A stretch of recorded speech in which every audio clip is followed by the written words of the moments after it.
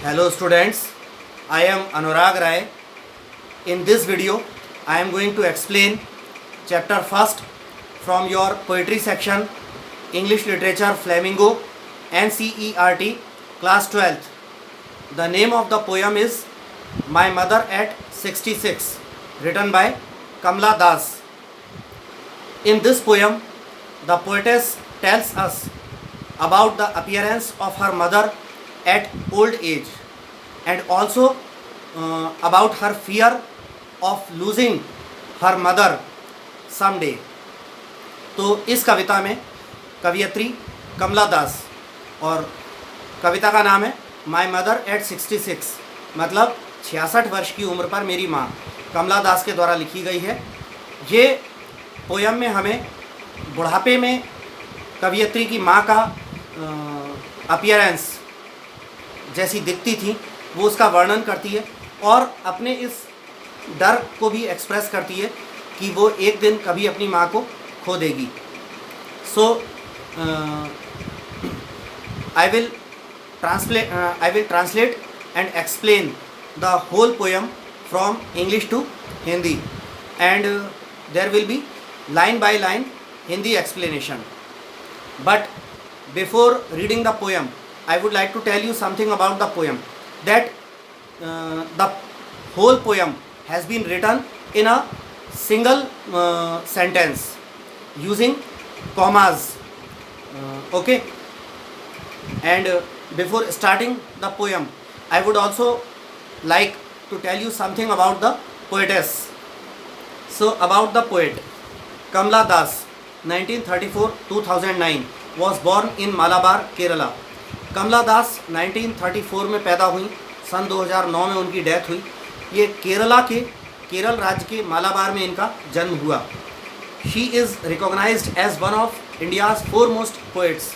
इन्हें भारत की सबसे ज़्यादा प्रमुख कवियों में से एक के रूप में जाना जाता है। Her works are known for their originality, versatility and the indigenous flavor of the soil. उनकी साहित्यिक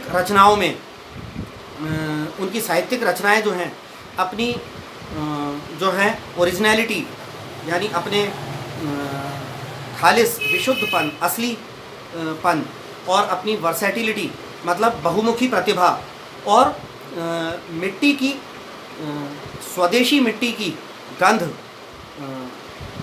वाले जो हैं गुण जो हैं उनके रूप में इनकी साहित्यिक रचनाएं जानी मानी जाती हैं।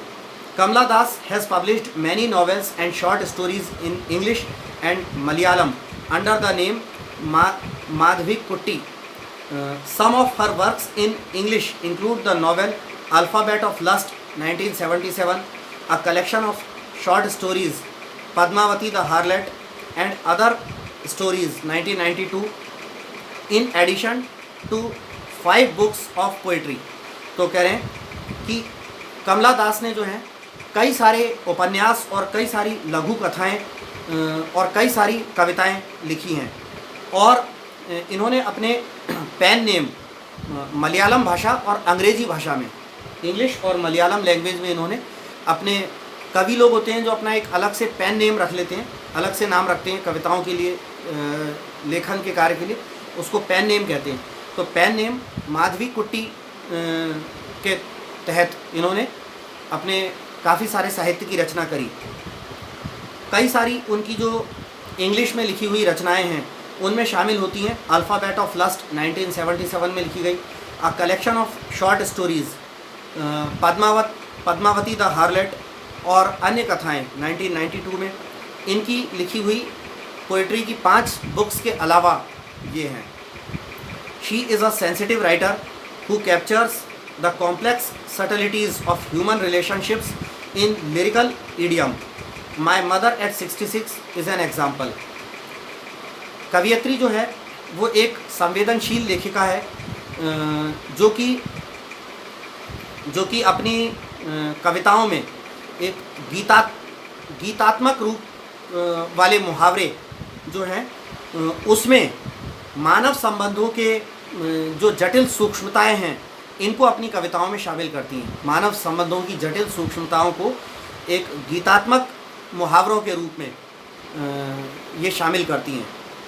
और ऐसी ही कविताओं में से एक कविता ये है, माई मदर एट 66, मतलब मेरी माँ 66 साल की उम्र में। बिफोर यू रीड, इससे पहले कि हम पोएम पढ़ें, एक लाइन लिखी हुई है, ageing is a natural process, have you ever thought what our elderly parents expect from us. उम्र बढ़ना एक स्वाभाविक प्रक्रिया है।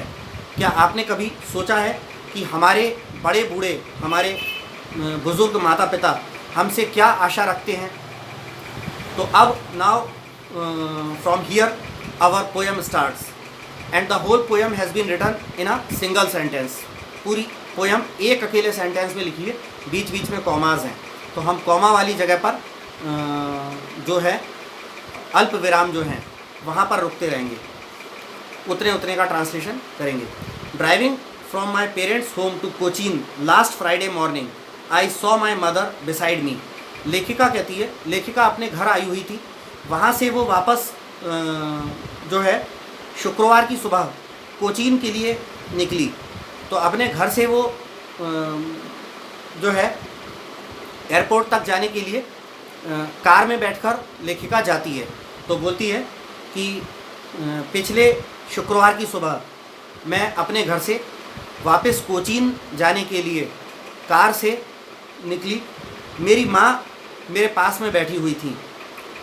Dose open mouth, her face ation like that of a corps. लेखिका कहती है कि वो ऊँघ रही थी खुले मुंह के साथ, जैसे कभी कभी बूढ़े लोग होते हैं, पता पड़ा मुंह खुला हुआ और सिर नीचे नीचे झुक रहा है, खुले मुंह के साथ वो जो है ऊँघ रही थी। और उनका चेहरा इतना फीका और राख जैसे कलर का, ऐश जो कहते हैं, ऐश राख, तो राख जैसे रंग का ऐसा फीका और निरुत्साही निस्तेज चेहरा, जैसे मानो कि किसी शव का होता है, किसी डेड बॉडी का होता है, ऐसा उनका चेहरा हो चुका था। And realised with pain that she was as old as she looked. और कवियत्री ने दर्द भरे दिल के साथ ये महसूस किया कि माँ जितनी बूढ़ी हो चुकी हैं उतनी वो दिखाई भी देती हैं। But soon put out that thought away. लेखिका कहती है लेकिन जल्दी ही मेरा वो विचार मेरे मन से निकल गया, क्योंकि लेखिका ने अपने दिमाग को, अपने विचार को कहीं और लगाया। And looked out at young trees sprinting, the Mary children spilling out of the their homes. लेखिका कहती है कि कार में जब हम जा रहे थे, तो जब हम किसी व्हीकल में ट्रैवल करते हैं, व्हीकल जब आगे को जाता है तो उसकी खिड़की से हम जो चीज़ें देखते हैं, तो खिड़की से बाहर की चीज़ें तेज़ी से पीछे गुजरती जाती हैं। हम ट्रेन में या बस में, कार में हम तेज़ी से आगे निकलते जाते हैं और खिड़की से बाहर जो चीज़ें दिखती हैं, पेड़, खंबे आदि, वो तेज़ी से पीछे को निकलते जाते हैं। तो कवियत्री कह रही है कि खिड़की से बाहर देखते हुए तेज़ी से दौड़ते हुए पेड़, अब पेड़ तो दौड़ते नहीं हैं, लेकिन सपोज़ कीजिए कि आप ट्रेन में या कार में हैं जो कि तेज़ी से दौड़ रही है, तो बाहर के पेड़ या खंबे भी आपको ऐसे लगेंगे जैसे तेज़ी से आपसे अपोजिट डायरेक्शन में दौड़ रहे हैं। तो कह रही है कि तेज़ी से पीछे की तरफ दौड़ते हुए पेड़, घरों से, अपने अपने घरों से खुशनुमा माहौल के साथ खुशी खुशी हंसते खेलते चीखते चिल्लाते बच्चे बाहर को दौड़ते हुए। But after the airport's security check standing a few yards away I looked again at her. कवियत्री कहती है कि एयरपोर्ट पर आने के बाद, एयरपोर्ट की सिक्योरिटी चेकिंग के बाद, एयरपोर्ट में घुसने से पहले चेकिंग वगैरह होती है, तो सिक्योरिटी चेकिंग के बाद माँ से कुछ गज की दूरी पर मैं खड़ी थी। मैंने दोबारा से एक बार पलटकर माँ को देखा। Wan pale as a late winter's moon and felt that old familiar act. तो कवियत्री कहती है कि उनका चेहरा वैसा ही कोमधाया हुआ सा, मुरझाया हुआ सा, पीला, फीका, कमज़ोर पड़ा हुआ, जैसे कि सर्दियों के समय का चंद्रमा होता है, सर्दियों का चांद, मुरझाया हुआ सा, कमज़ोर सा, मध्यम धुंधला कमज़ोर सा, वैसा। और उन्हें बहुत बूढ़े के रूप में मैंने महसूस किया। मैं आगे लेखक कवियत्री कहती है and felt that old familiar एक्ट माई चाइल्डहुड्स फियर। और कवियत्री कहती है, और ये सब देखकर मैंने अपना वही चिर परिचित बचपन वाला जो मेरा डर था, बचपन वाला मेरा चिर परिचित डर माँ को खो देने का। बचपन में जो बच्चे होते हैं, छोटे छोटे होते हैं, वो माँ से इतना ज़्यादा हिले मिले होते हैं कि हमेशा माँ के पास ही होते हैं। कुछ देर को भी माँ से दूर होते हैं तो उनके मन में डर लगता है। तो बचपन वाला माँ से अलग होने का डर अभी भी उसे सताता है। लेकिन बचपन में तो बच्चे को ये मालूम होता है कि माँ अभी इधर उधर होगी, कहीं आ जाएगी।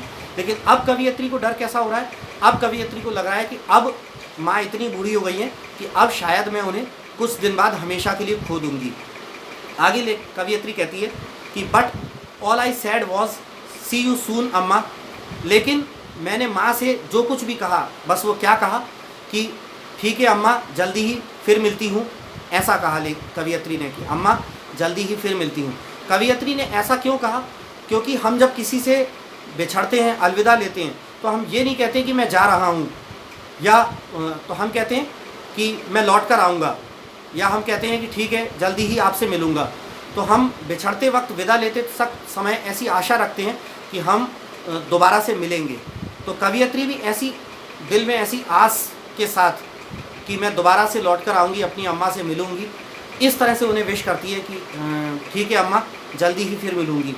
All I did was smile and smile and smile. और मैंने जो किया वो बस मैं अम्मा को देखकर मुस्कुराई और मुस्कुराई और मुस्कुराई। तो this is our poem my mother at 66 written by Kamla Das. So students, I would like to request you again, please subscribe my YouTube channel Anurag Rai English Tutor if you haven't subscribed it so far. Thanks.